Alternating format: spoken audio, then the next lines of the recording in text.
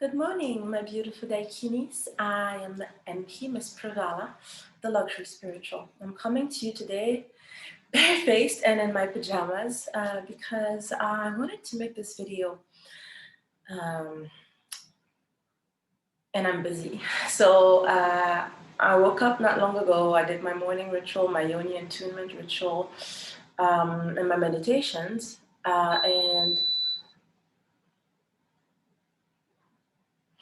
Sorry. And I thought, let me make this video because a couple of clients, a couple of daikinis in sessions actually asked me if I had a mantra or a prayer or a way to invoke the goddess in order to help them with hair growth. Yes.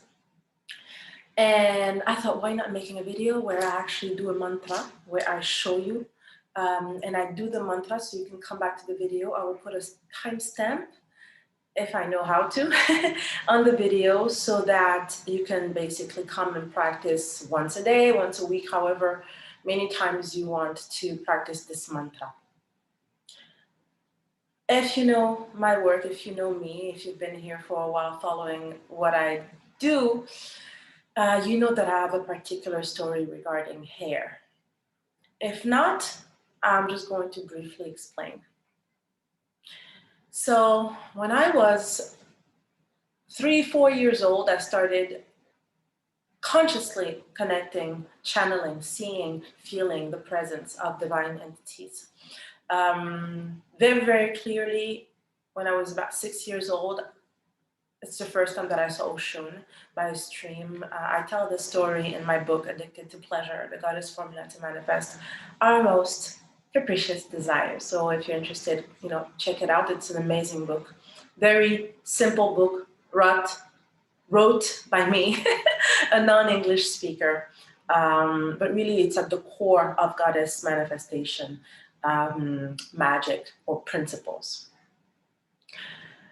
So I started channeling very, very, very young. And I was very lucky to have a great-grandmother who raised me and who was a healer, a Venusian herself, and who is still my most powerful and closest connected to me guardian angel. And so basically, when I started seeing magical events, or when I would hear angelic entities, we're going to use Kabbalah terms, okay, because in Africa we don't use the word angel, we use genies. So I saw genies, my own genie and others, like, the way I would feel them and encounter them, and the way I would encounter quite clearly human beings. And because I had such an amazing great-grandmother, she never told me that I was just dreaming, or that I had an imaginary friend, or it was all my imagination, or that it was false. So I was safe in what I was encountering. But I was also a very, very fragile child. I had a couple of autoimmune illnesses, and I say I had because I no longer feel the symptoms of that, even though it may or may not be in my blood, I don't know. But back then I was very, very fragile, ill, sensitive, tiny little girl. And fast forward to when I was about 18, 19, I was new living in the US, going to college. I traveled basically, had a merit scholarship because I had straight A's grades, because I didn't have a choice anyways. My mother would have killed me if I was less than a straight A child. So it was also part of my trauma removal story, the notion of always trying to be perfect, and the stress of it when I was not in alignment with my own goddess. And it is normal, it is part of your development as a goddess. to awaken through trauma. Trauma is what your soul contract signed up for. But anyways, very, very sick. I started losing my hair. I had to go through very intense treatments, several times, actually, even several surgeries. And I lost a lot of my hair to the point where I had to shave my hair a few times, actually. I want to say 3 times. It was a long time ago. Okay, I was 18, 19. Today I'm 41 years old.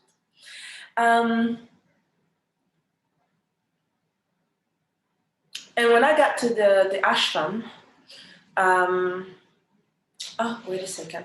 My computer is low battery. Wait. So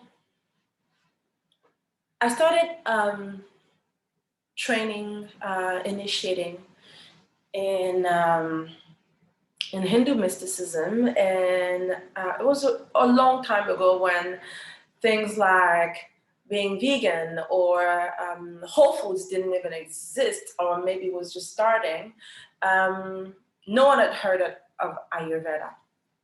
And in my culture, we have plant-based healing. It is part of Africa. And my great-grandmother being a healer and, using, making potions, doing all types of baths, prayers, rituals. She was a full living goddess witch. And so for me, it wasn't anything weird to use plants for healing. Just eating food, that is a remedy. Or praying over, going to the forest or going to the beach in my island to go and talk to a spirit and ask them for guidance, get the plant, pray over the plant, and turning it into a potion or an elixir. So there was I in the ashram, and I started, learning Ayurveda. And the moment I started touching the roots and the plants and all that, even the people who were teaching us told me, you've done this before.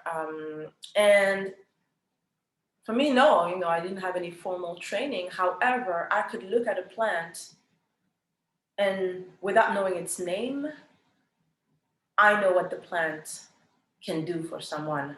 The spirit of the plant tells me immediately. From the look of the plant, from the way it smells, from its appearance, from its aura, I know by looking at a plant. I have this connection with the elemental kingdom, with fairies specifically, where I can look at a flower and the flower will tell me that, okay, let's do this work, even though you may look at a dictionary of properties and that property may not even be listed, because I speak and work directly with the spirit of that flower, plant, fruit, whatever it is. So I started training in Ayurveda, and the reason was because of health issues. And as part of one of my first connection with Lakshmi in initiation, she baptized me. She gave me, that was actually my first spiritual name, because as you know, when you initiate, you get your name. You get a new name. It's a rebirth. An initiation is a rebirth. And that's how I got the name Pravala. Pravala is one of the many avatars of goddess Lakshmi, and it actually means long, voluminous, healing hair. So my love story with hair started back then, and the notion of hair being spiritual. Again, back then we didn't have a lot of internet, 20 years ago. It wasn't like today. Information like that was not readily available to anyone. Me being African, I had a close connection with everything being energy and everything being spiritual. However, a lot of that had also been depleted, that knowledge had been depleted by history, colonization, invasion by Westerners, and slavery in my continent and in the other continents affected by slavery. Hair was a big tool. And they knew, because a lot of them had access to our spirituality. So they knew the impact, the importance of hair. And if you look at any indigenous tribes or tradition or spirituality, you will see the clear link between being spiritual and the honoring of hair. For us Africans, it's about hairstyles that determine our culture, our tribe, our ethnic group, the village where we're from, and even which class we belong to. From looking at someone, you can tell which tribe they would belong to from the hairdress they would have, because of course, having hair extensions or putting stuff adorning our hair is nothing new. It was done, in Kemet, in ancient Egypt by, African pharaohs and even everyone in society back then as a means to determine from looking at the person their social rank. Slavery didn't exist then. It's a different story. Even though history books would tell you otherwise, with the hieroglyphs and even the people connecting and channeling those entities back then, there was no such thing. Everyone had their divine purpose and it was harmonious. Believe it or not, I'm not here to trigger you, but I'm just telling you about the story of hair. And even during colonization, I know for us, a lot of the girls would cover their hair because hair was highly sexualized, at least African hair. A lot of women were forced to shave their hair, and a lot of men as well were forced to shave their hair, because hair for us, because it is spiritual identity and the essence of who we are as people, removing our hair was basically synonymous with depleting us of our identity. And you will see that when your immune system is low, you lose hair. When you stress, you lose hair. Hair is part of your blood. And your blood, what is your blood? We've talked about it before. Your blood is your spiritual DNA. Your angels, your first layer of angels are your ancestors, your bloodline.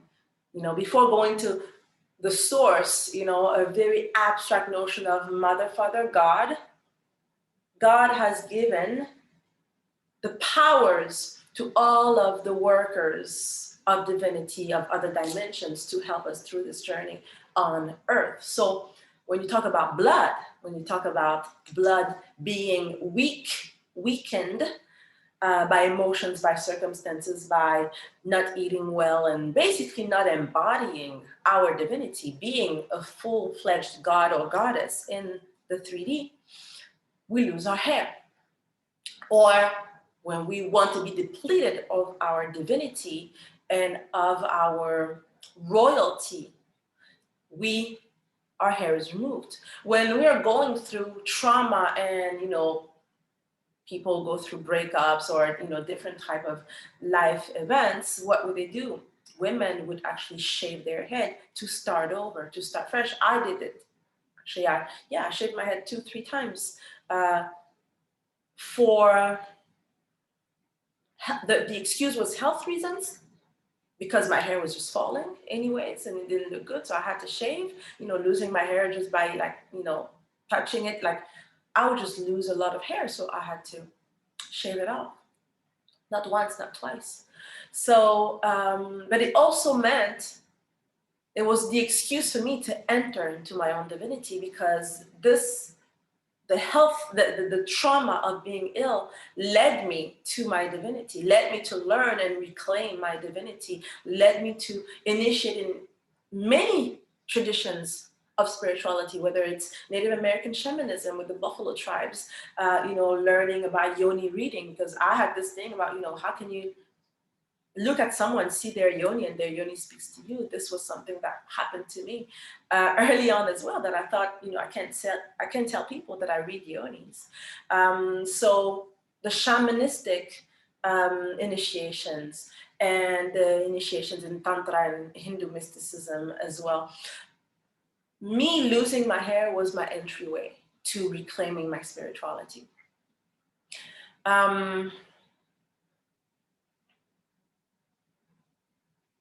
I think this video is getting long, so I'm going to end here. Disclaimer, this is not my hair. This is hair extensions.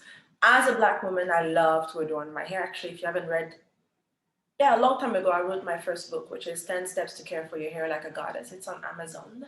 I think this is this is the type of asset that I have, is, money coming in my sleep. I don't even know where. I think it's on Amazon. It was my first book, 10 Ways to Care for Your Hair Like a to care for your hair as a goddess. To give you permission to really go back in, connect with your goddess, and understanding your soul signature. How does your goddess show up in the world? What does she want? In terms of your hair, some people will be connected to adorning their hair with metal, precious, gold or pearls or gemstones. Other ones will use feathers or fabric or flowers, adorning your hair. So the notion of hair extension is nothing new. Like I said, in ancient Egypt, about 10,000 years ago, they were already put hairdresses on their head, and same for many, many, many cultures. So I'm wearing extensions. I usually have half of the month protected hairstyles, and then half of the month my hair is out. Not in that order. Not in that order. Sometimes I do 1 week or 10 days in the protective hairstyle, then I do a treatment. Then, I always have a treatment ritual for my hair, an Ayurvedic, African Ayurvedic treatment for my hair, which goes with mantras, which is the reason why you're here today if you clicked on this video. And I hope this long introduction didn't bore you. Like I said, the timestamp will be somewhere, so you can just click and start the mantra. Okay, so this is a mantra. It is a ritual. It is a spiritual ritual, which has its root, which is fully a Hindu a Hindu ritual. So calling upon the genies or the deities of the Hindu pantheon, which as a Venusian, I'm really, really dearly connected to. As a ritual, you have to set up your space in order to create this vortex and bring down, goddess spirituality is about bringing heaven on earth, bring as above, so below, making your space, shifting the space where you are so that it mimics the energy of the other realms. So one way you do this is by burning incense or a candle. For the sake of today's video, I have a candle, so I am burning the candle. Okay, couple of seconds, just connect. So you're going to breathe in, always breathing through our womb. So as I breathe in, I'm going to breathe a few times, and then it's really effortless. Okay, when I say breathing, it's really not a thing. Just learn to breathe with your womb. That's what the natural breath is. So you feed your womb, and then you're going to moan 2-3 times. When you exhale, very slightly.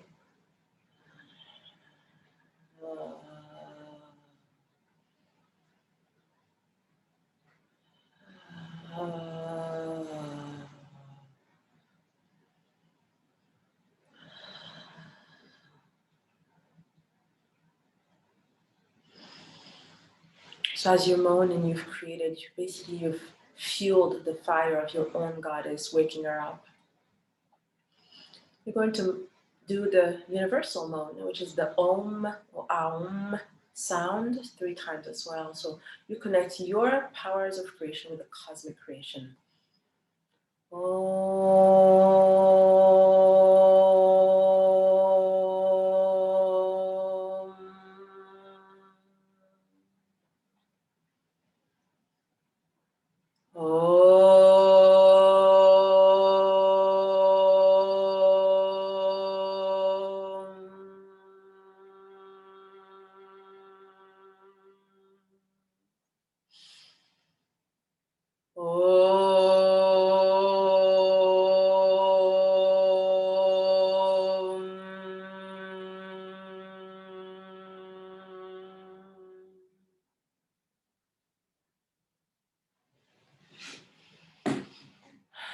So I'm placing the candle on the table, a safe place.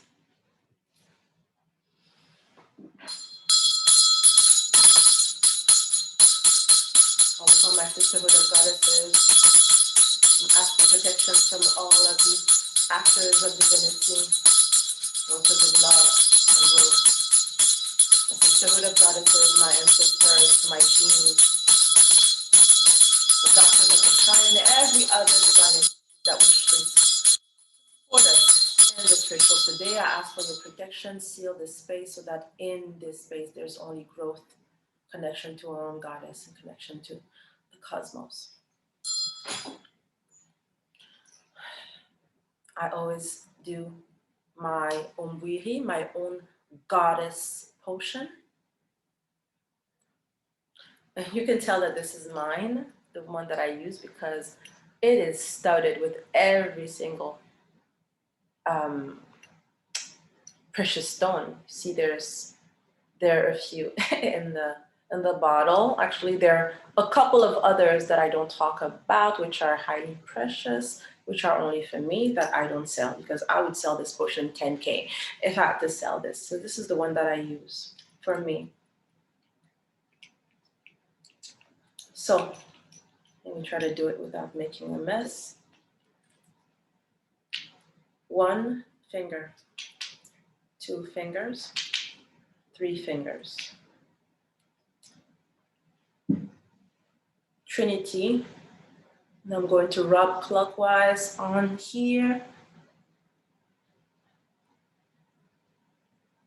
3 times. Oh, it smells so good. Okay, so my mantras, the way they're set up in my mantra album and the mantras that I sing that you can find on my website, I already organized them so that when you listen to the full version, you have the repetition, which is the 108 times mantras. When you're not listening to a mantra, which is that you're just letting go, you're connecting with the goddess and you're singing along because you trust that the 108 times are part of the recording, then, if you're not in that case, you have to use something, a way to know that you are reciting the 108 times, which today is going to help you, because if you listen to this, I'm going to do the whole thing. So it's going to be a longer video. Sorry, because of all kinds of machines that are just, making noise. I use mala beads. The mala beads that I use are the ones that I make myself. So I have several, actually I have a whole box of mala beads. And you can tell they're mine because if you know my signature work, I always use the Akan bead, which is the symbol of wealth, which was actually currency, gold currency that was used in ancient times. Actually, today it's still used, but for decorative purposes, weddings and things of that nature, and like jewelry. So I always use Akan beads. This one here, I have to do it because it's smaller. I have to do the repetition 3 times if I have a small one. I carry this in my bag because sometimes I just want to, I'm somewhere where I have a little bit of time and I'm going to recite my mantras just inwardly in silence, and it helps me always being, in my divinity. I also have this one is very interesting. This one actually Lakshmi gave me the inspiration for it because it has, you don't find this in mantras. This basically, when I wear like a back, like a dress which doesn't have a back, and I want to wear my mala as jewelry, it's a very nice accent in the back. And also there's the sigil that I created, which is gold plated. I had this handmade by a jeweler,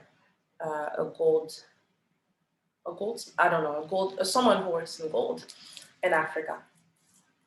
For the sake of today's video, I'm going to use this one, this granite one, not amethyst. I don't connect very much with amethyst, to tell you the truth. It's kind of soft for me.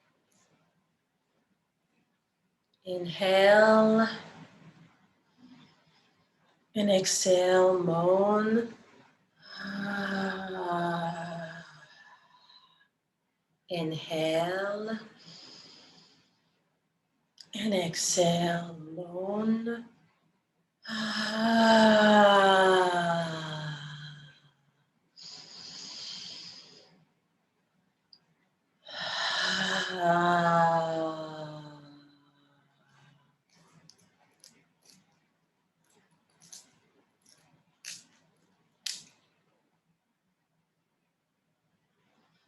Om Shanti Shanti Shanti.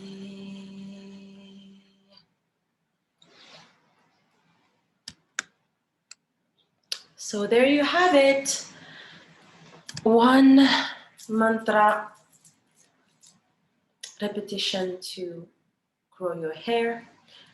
I've received this question in my DMs about the significance of my necklaces. Just because I'm wearing this one today, I'm just going to give you the reason. One of the reasons. As you know, I make custom jewelry, malas and all of that. Jewelry that you use mainly for spirituality, to embody your goddess. So either to manifest, the earrings that I make, it's to listen through the voice, listen to the voice of Hathor, and connect your own goddess so that you receive whatever you want in terms of energy when you wear my earrings. Same for the watches that I make, my gris-gris watches actually, and earrings. It is to basically have this energy, like in the movies, science fiction movies, where you have like superheroes and they have a gadget, and that gadget does something, it creates something around them, it gives them a superpower. It's the same thing. So the goddesses I work with, or whichever energy I put into the jewelry, is to make you a vibrant, walking, talking magnet, so that because you are that energy through the jewelry that you're wearing, that stuff comes to you. Law of Attraction 101. Okay. So this one here is a custom piece that I made actually for myself, which has all of the elements of my own goddess spirit. And let me show you.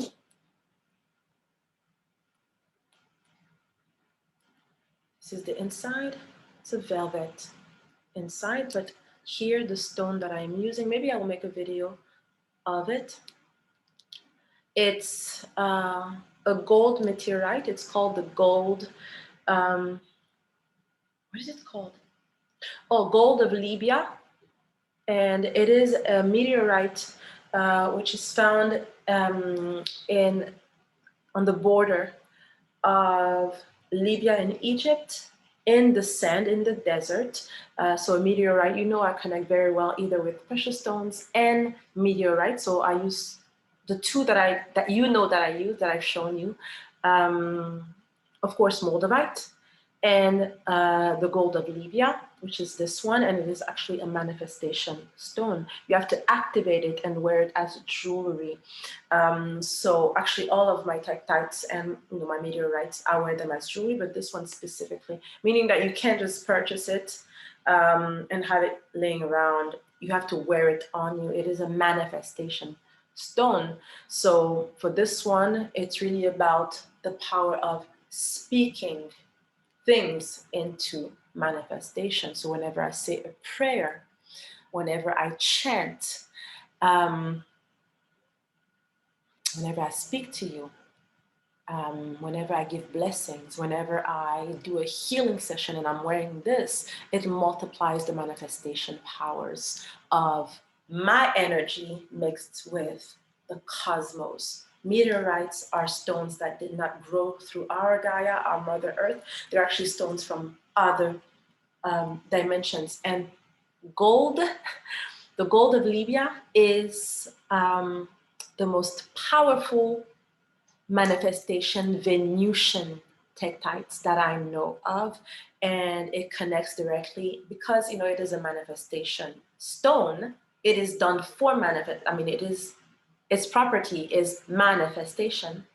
It is connected directly to our womb chakras. It is a Swadhisthana chakra stone. So when you wear it, it invokes, it multiplies your power of creation. So whenever you have a session with me and you are, or you see me and I'm wearing this, be very happy, because it really amplifies, multiplies. Whenever I talk, do a money ritual, or I do a healing on someone becoming something, the stone, me going through my own goddess and the sisterhood of goddesses here and going all the way up, it just, so that is why I'm wearing this now as I'm doing this. And I pray that this mantra really allows you to see amazing and fast hair growth. But for me, it's not even the important. Your hair is not what's important to me.